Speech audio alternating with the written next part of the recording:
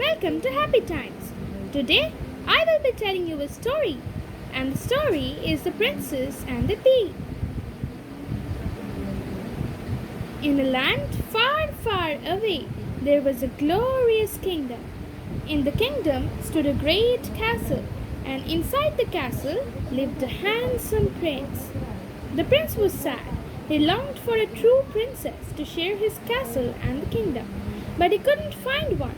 This was not because there was a lack of princesses. In fact, the kingdom was full of fair maidens, all claiming to be princesses. The prince scoured the kingdom, meeting every one of these so-called princesses.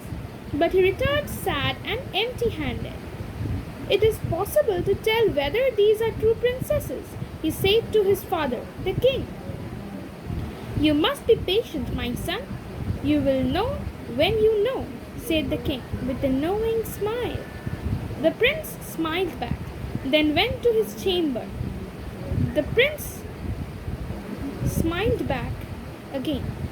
That evening, a huge storm came.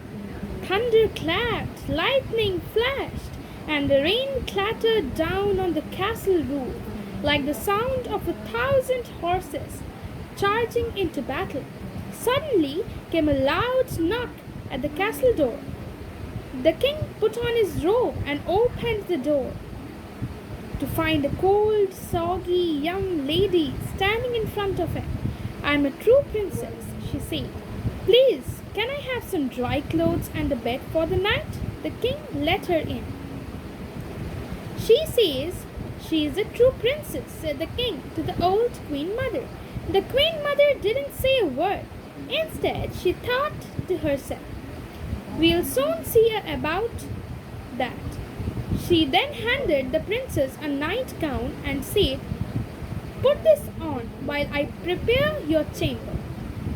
The queen mother began preparing the chamber, but in a very peculiar way. First, she took the covers, sheets, and mattresses off the bed. Then she placed a single garden pea on the bedstead. And then she laid 20 mattresses on top of the pea, taking care to separate each layer with a soft eider-down quilt. After this, she replaced the bedclothes on the top mattress and said to that princess, "Your chamber is ready." The bed was now so high off the ground that the princess never needed to climb a ladder to get into the bed. The princess climbed up the ladder, got under the covers, and blew out her candle. At breakfast the next morning, the queen mother turned to the princess and asked, "My dear princess, how did you sleep?" "Oh, not at all well," said the princess. "I mean to say, I am extremely grateful for your kindness in putting me up for the night, but there seemed to be something ever so hard and uncomfortable under my mattress.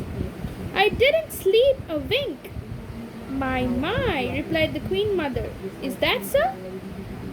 The queen mother turned to the prince and said, "I believe we have found your true princess. For none but a true princess possesses such a delicate sense to feel a single pea through 20 mattresses and 20 of my finest quilts. You must wed immediately." The prince was overjoyed. He turned to the princess and said, "Dear princess, would you do me the great honor of becoming my wife?"